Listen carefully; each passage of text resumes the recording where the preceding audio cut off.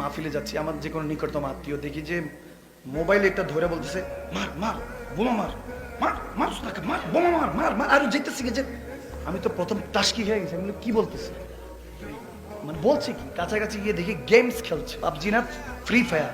আচ্ছা, free fire বা PUBG.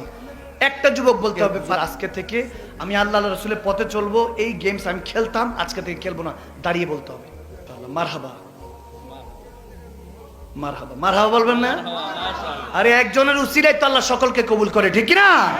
এই যে রহমতের হেদায়েতের চলে আসে, নাম কি বাবা?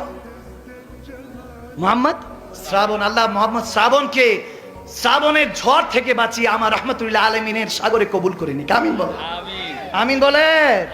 দেখি মোবাইল আছে বাবা, মোবাইলটা বের করেন, এখানে আনইনস্টল করেন। একটা যুবক দিনের পথে আসতেছে, মাথায় টুপিও আছে, মারহাবা বলবেন না? আজকে থেকে নামাজকে বলবো না কাজ আছে, কাজকে বলবো আমার আল্লাহ কবুল করুক। মোহাম্মদ শ্রাবণ, এটা আপনাকে তওফা দিলাম, এটা নিবি, আল্লাহ কবুল করুক। মারহাবা, আরো জোরে বলেন না মারহাবা।